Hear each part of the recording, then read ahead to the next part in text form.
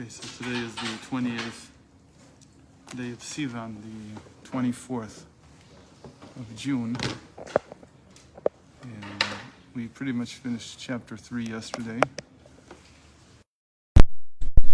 Something more that we need to look at. I think there was a sentence at the end that I didn't get a chance to really read.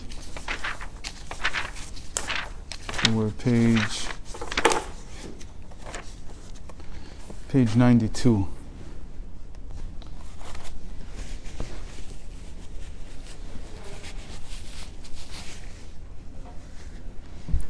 Sorry, we're at page 94. 94.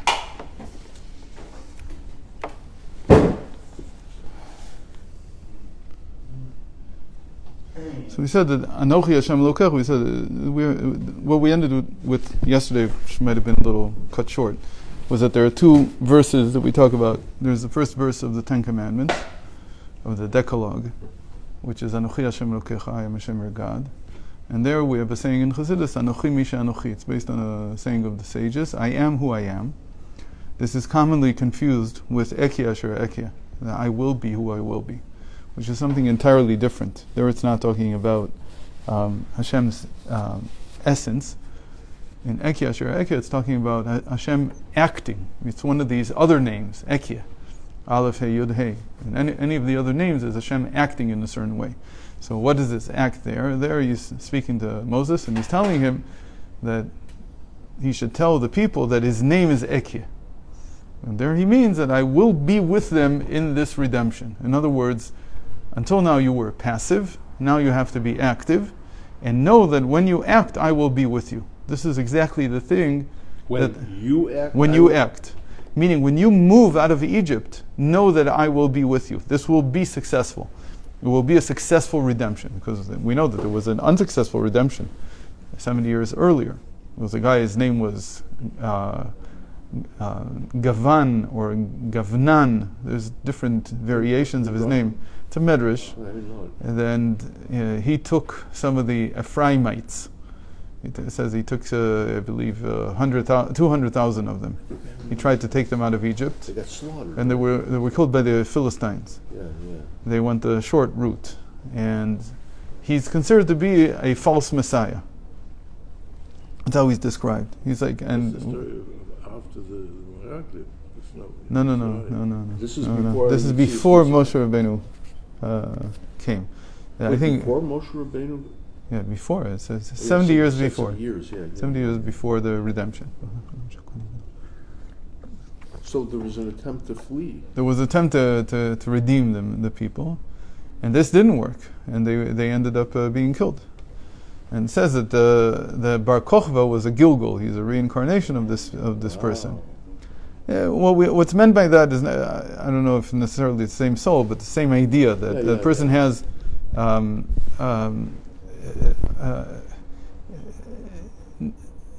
his self confidence is over the top. And Moshe teaches Moses himself is the epitome of self-confidence, as is King David. And what they teach us is that self-confidence is a product of confidence in Hashem. It can't be confidence in yourself really, it's really confidence in Hashem, but it translates into confidence in the self. And by this person, it was only confidence in himself. I mean, there was no humility, so to speak. Right, there was no looking to Hashem.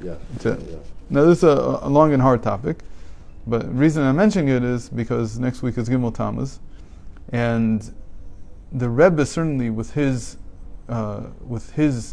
work over the years, the thing that he tried to convince us the most is to make that same transition.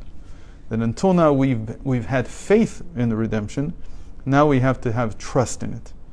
That's what Ekia does. Hashem is saying to Moshe, I will be with them in this redemption. Meaning it says, B'galut zo, in this exile, I will be with them to take them into redemption. Now it makes sense finally. Ekia. The Medrash makes sense of this. Right. Yes. The way it's usually explained is very, very different. There's also a sikha from the Rebbe that at least fixes the old explanation. the regular explanation. The regular explanation is to be something entirely different. We're not going to get into it because it's not the topic. I'm just saying that it's sometimes Eki Asher Eki is confused with Anochi Misha Anochi. They're two different things. Ekia is the name of trust. Trust in Hashem, confidence in Hashem. And Anochi Misha Anochi is talking about Hashem's essence. That I am who I am. Which means there is an essence, but it is unknowable. Okay, and apart from that, we have Ata oreta ladat ki Hashem Elokim. You have shown our knowledge. You have shown us how to know that God is Elokim, that He is the force in the world. And that is talking about knowledge of Hashem. Okay, so that was the last thing. Ach lefise, now we're starting chapter 4, page 94. Ach lefise tzarich להבין בעניין התוארים שבאו בו יתברך בתורה. So, of course, so we just said that Hashem cannot be predicated. He cannot be described by any adjectives. But yet, in the Torah, there are many, many adjectives to Hashem. There are many predicates. עניין התארים שבאו בו יתברך בתורה. We said that this is the essence, this is the foundation of all thought. The foundation of all human thought is the question of how do I predicate God? How do I understand God's descriptions? And so the most important part in the Torah, one might say, is these predicates, these things that we say about Hashem, that He is wise and He is a chassid and He is this, He is this, all these descriptions of what He is. How many descriptions are there? So we have this Masorah, we have this tradition. There are 50 such descriptions in the Pentateuch, in the 5 books of Moses. Why 50? Because these are the 50 gates of understanding. That's why I said that this is the foundation of human thought. Bina is human thought. And this is the foundation. How do you start? You start by thinking about how do you describe God. Because that is the beginning of all there is. The beginning of all existence. V'kinu lo chazal, and on top of what the Torah says, the sages also gave him predicates. Kegon chacham v'chasid, they called him wise, and a chassid. Hinei letaret zeh amar hagaon anal. So to explain this, the Maharal, he's referring here to the Maharal, he says like this, וזה לשונו, מזה בעצמו שהוא פשוט, עד כמו שהתבאר. ואם לא היה יודע הכל, או לא היה נמצא ממנו הכל, היה דבר זה בשביל שיוגדר בדבר מיוחד, וזה אינו. כי לא יוגדר, ודבר זה ברור. So he presents the same question. So what do we do about these predicates? והוא יתברך יודע הכל בחוכמתו, ופועל הכל בכוחו, כי אין חילוק בין ההשגה שהוא משיג הנמצאים, או מה שהוא פועל שאר הפעולות. כי ההשגה גם כן פועל, ויבוא בלשון פועל, שיאמר, וידע אלוקים. So he says, first of all, you have to understand that predicate doesn't necessarily mean an adjective. It can also be a verb. So when we say God knew, that is a description of God. Even though I'm not saying God has knowledge, I'm not saying He is a knower, I'm saying He did something. So says the Maharal, it's equivalent. Whether you say He is this way, or you say He acted in a certain way. Whether it be a description or an action, by Hashem it's all the same. That's his first point. כי אין חילוק בין ההשגה שהוא משיג הנמצאים, או מה שהוא פועל שאר פעולות. There's no difference between whether he knows things, meaning he knows creation, he knows the different parts of creation, he knows me, he knows you, or that he acts in some way. כי ההשגה גם כן פועל. Because for him to know something, to comprehend something, is also an action. It's something that you attribute to him. ויעבוד בלשון פועל, and it comes as an adverb, שיאמר וידע אלוקים, God knew, כמו שיאמר וידבר אלוקים, just as it says, and God spoke.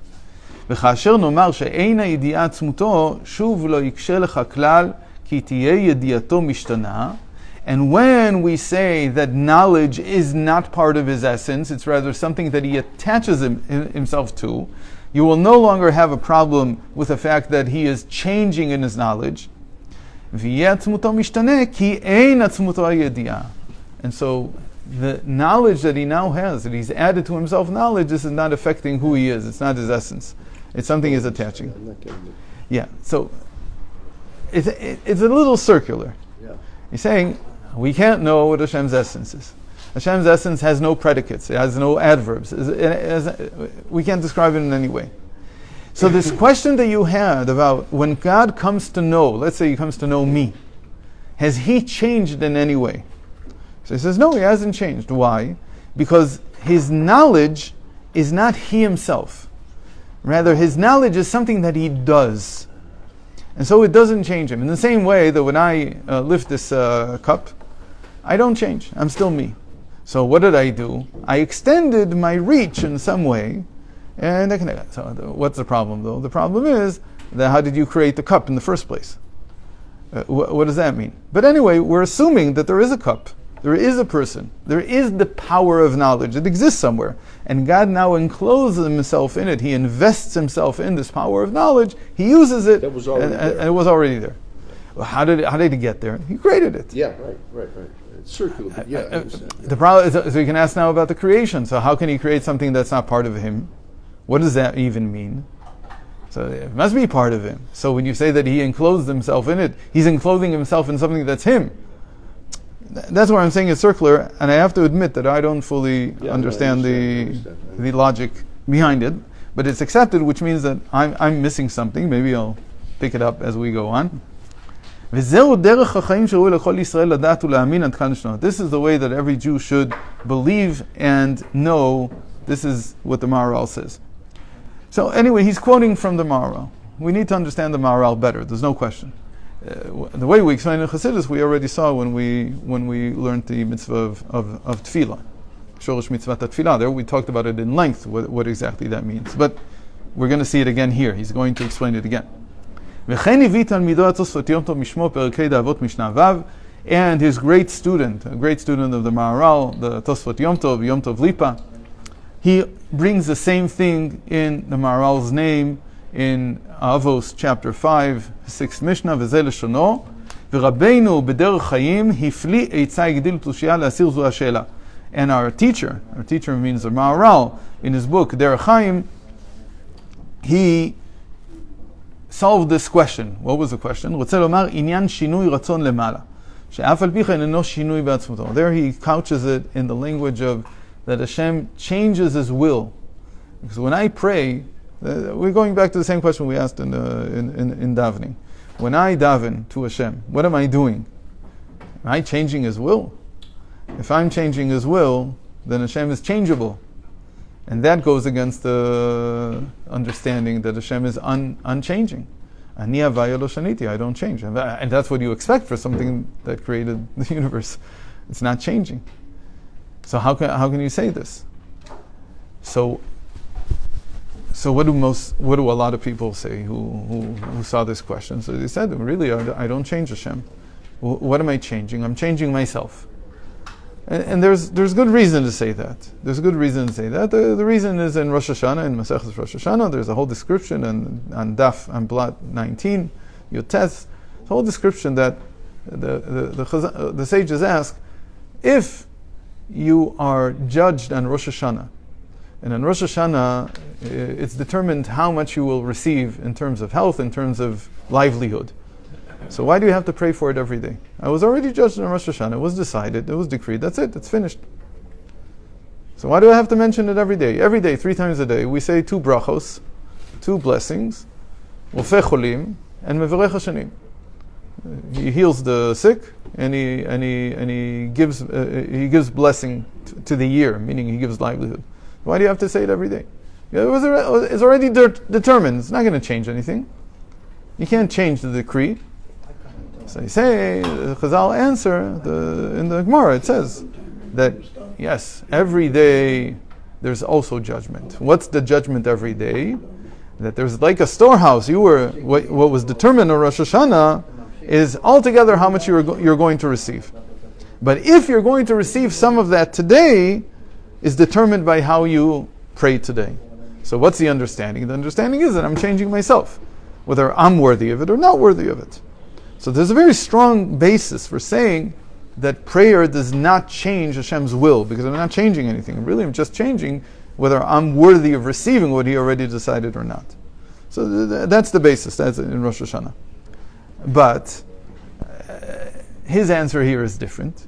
He says here, the Tosfot Yom Tov, Amar ki hayedi'ah v'hayecholet hakol mipeulotav. Says that Hashem knowing, Hashem being able to do something. Yecholet means he has the potential, he has the ability to do something. It's not potential. Potential is the wrong word. That's something else. But he has the ability, has the yecholet to do something. What does yecholet mean? Yecholet means I guess we're going to end. Remember, We'll talk about